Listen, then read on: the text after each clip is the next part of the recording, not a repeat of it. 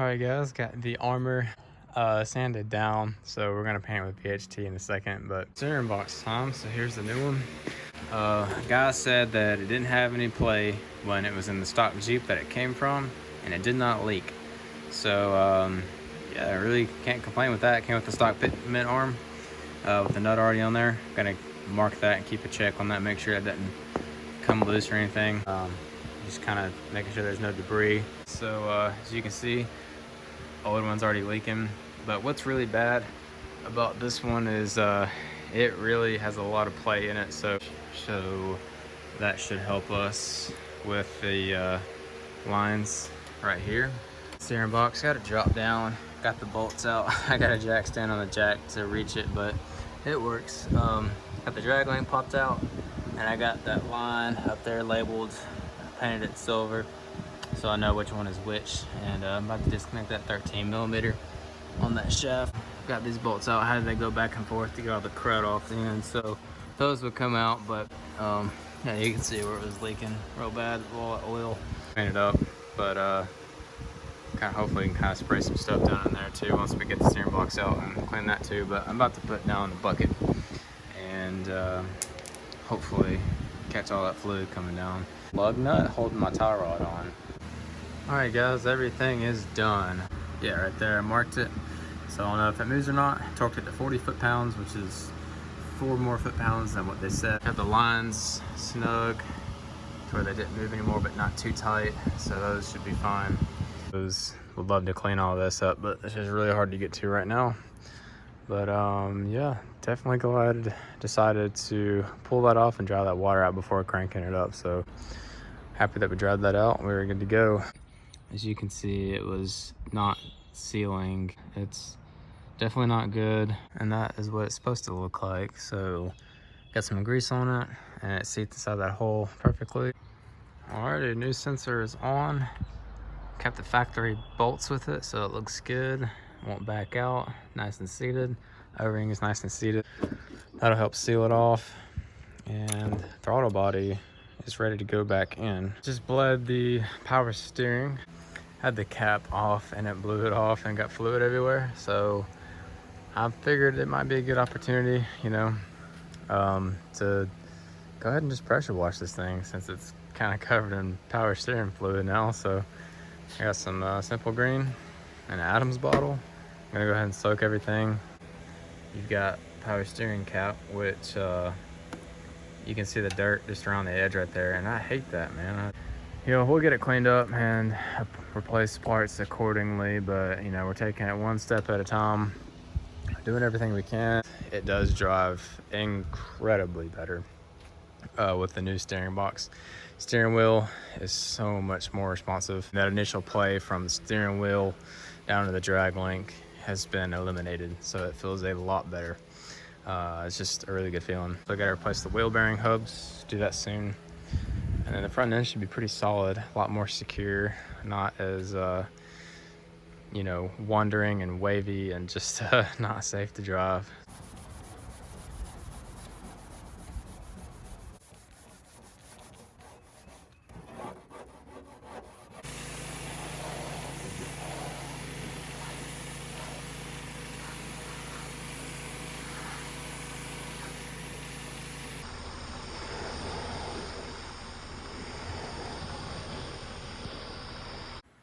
All right, guys, got it all pressure washed. Looks a lot better. So still a little dirty, but we know we did not want to get water in there, so that's all that matters. So I'll go back and kind of wipe down all these areas and stuff like that with a rag and some degreaser. Got the main layer of actual dirt and mud off of all this stuff, out of the pulleys and whatnot. So I mean, you know, it doesn't look brand new, but it's a lot easier to work on, especially like this intake boot right here. I mean, it was just all covered. So I mean, I hit all this stuff, but this is just like staining. Getting the top layer of dirt and mud off so we can work on it. So, and plus getting all that oil off, that was nice to get that gone. So it's all looking good. Got everything cleared out. Pulled it in the garage and then changed the oil. So, you know, this is this Jeep did not have any oil in it when we got it, so it's running off that first oil change. Still have to do the interior, so we still haven't had time to fix the air, but we do have a new headlight switch, so we did fix our lights. I gotta put the panels back in, everything like that. So gonna try and restore this piece right here. It's a little faded from the sun. Decided to try and remove some of the paint on the tailgate. Success, but we do have some raw metal because it's a really big pain, as you can see. Sitting there spraying lacquer thinner and scrubbing with a brush. I mean, I can't feel my hands, it's kind of cold and they're just worn out. I got that in there, about to paint that black, and that'll look a lot better. But you know, the tag carrier will cover up this middle spot, so definitely not worried about spending the energy on trying to remove that right now. Definitely look good, looking a lot better. You know, it's a project, everything's all straight. Cover up the the ugly paint work under here, and then you know, we'll get to it. So got a couple spots touch up, nothing too major, maybe kind of blend that, but we're not gonna be entering any shows or anything for some super glossy slick shining paint or nothing like that.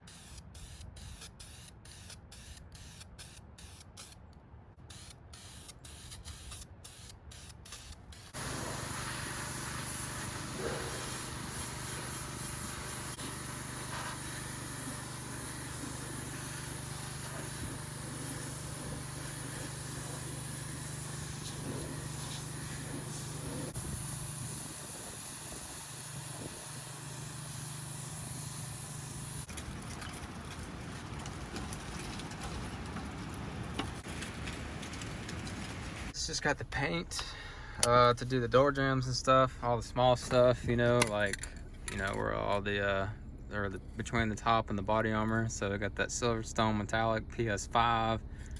The TJ is all masked off, so it doesn't look like a complete masking job.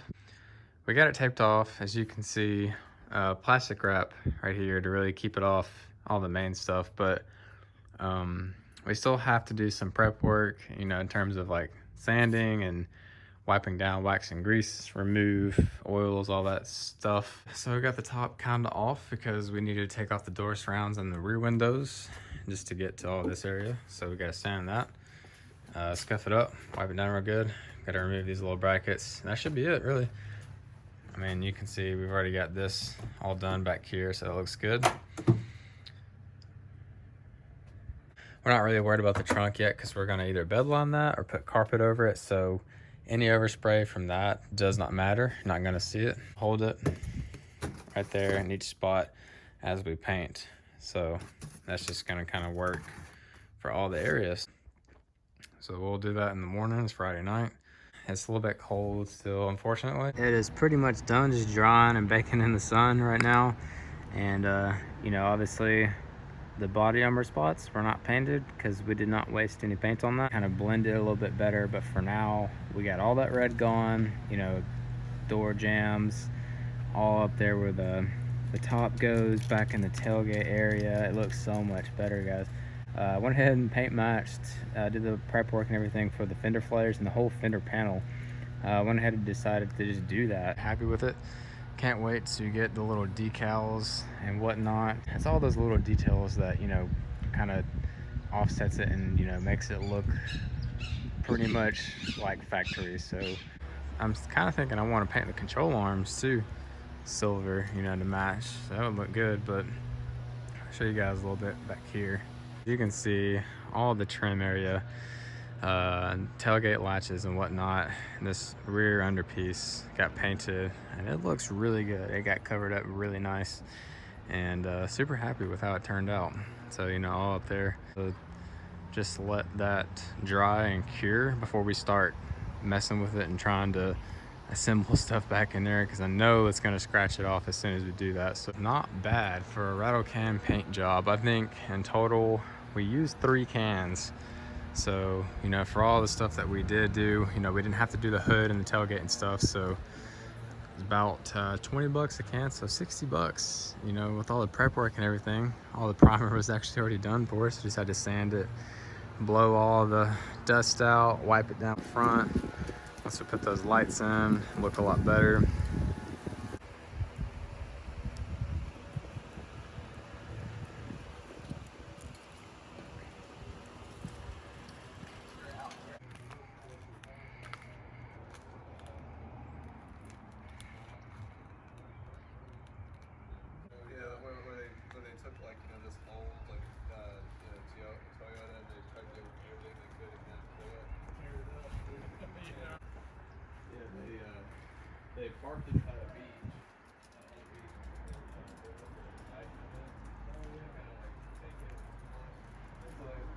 Yeah, I love the idea how well like it's resilient to things. I just wish there was a Kind of see it like, yeah, through there you can see that silver better, because before you could see that red, and that was just yeah, it was not good. So that was still the red left there. But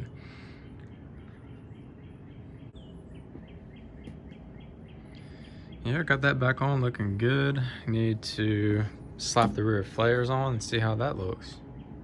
All right, so that rear flare is on. I had to get new screws and drill holes and stuff like that. So I've been working at that for about 30 minutes now. You know, it'll look a lot better once we get those Jeep decals and stuff like that. See that body gap on that fender panel? I did find bolts, factory bolts that we had actually. I'm gonna show you out here in the light, a little bit better view of the flare, but doing like a little self alignment here. Nothing too serious, but it's gotta be better than what it is. So we can work with it here. We're kind of pushing the tire out right now. So we're kind of extending it out, being careful to make sure that, you know, we're not losing too much thread on the joint here. We don't want it to be sticking too far out. It's already looking better. You can kind of tell, you know, just kind of lining the sidewall up here with the fender flare. It's not really the best way to get into spot on alignment, obviously, but it's definitely going to help. The inside of the sidewall right there to there, and then on the back side you can see the hood. Yeah, you can tell that or just paint it, but either way, it's definitely one color again. A lot better than what it used to. So, you know, you guys can just get an idea of what we're kind of dealing with here. Here's the rear. So this is what it's looking like here. It's definitely blends a lot better. And as you can tell, there's that Moto Belt logo, so it looks a ton better there. This is what she is looking like for now, so we can focus more on you know, parts and stuff like that we will have to be replacing soon. Interior, all that stuff, get that all cleaned up, taken care of, restored. All right, so it is in the garage. Got it all cleaned up. Probably gonna paint the frame a little bit, get a nice little coat. You guys can kind of see the paint turned out actually really good, especially with the armor, you know, kind of covering up most of everything. It's just didn't really take much. You can kind of compare contrast.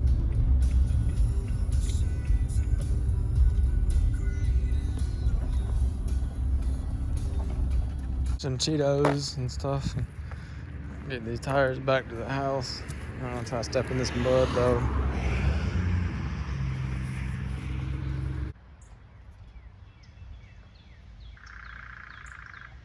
Okay.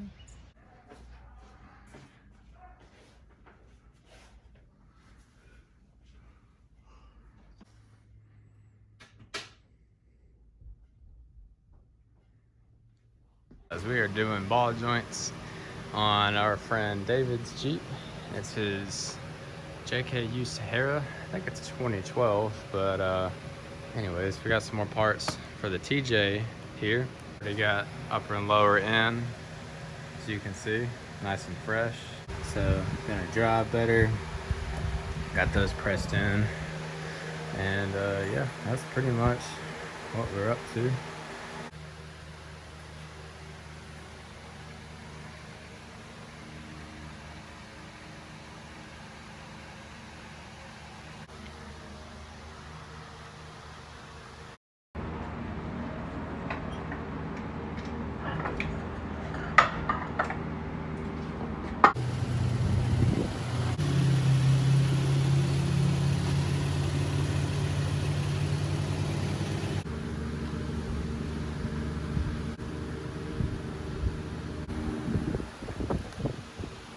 A threaded insert, as you can see, that came out of one of the wheels that was stuck on the back of this bolt, and heated it up, sprayed WD-40 down in there, got the vice grip on the thread, tightened it up as pretty much hard as I could get it, and then I put the impacts.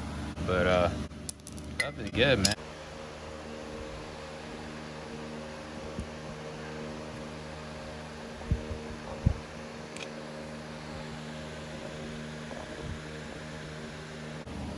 Obviously those are gonna look a little bit better than the rest. Yeah, so far so good. You can tell we got some nittos and we got some slabs. So got this all set up. Gotta start cleaning out the threads, get ready to start lubing up the bead on the tires, slap it on.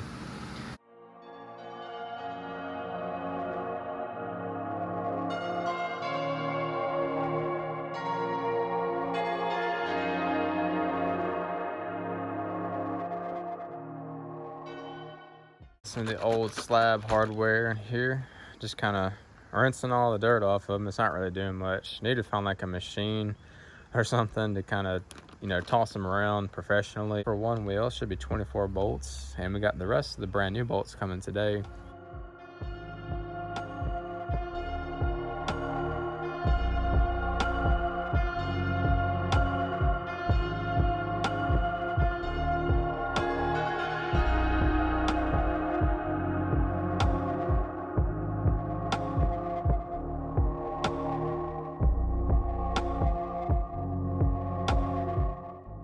The size socket for this is, there you go. Yeah, after you take everything off and just, Redo all that one. yeah, put that Yeah. on instead of having to like retake off the tire and everything. That's true, yeah.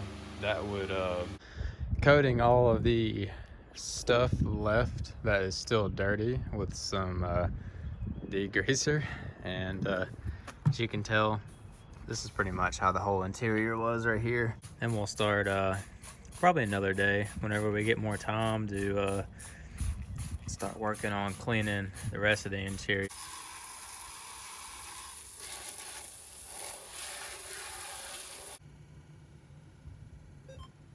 All right.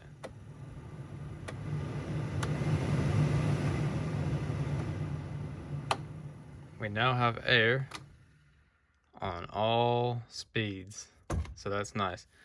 Replaced the blower motor resistor. That was it. Ahead, got my toothbrush, scrubbed all on the vents and stuff, all in the cracks and crevices, as you can see, all in here. So when we put that panel back on, it's gonna look all clean. You can see in there, and everything's gonna look.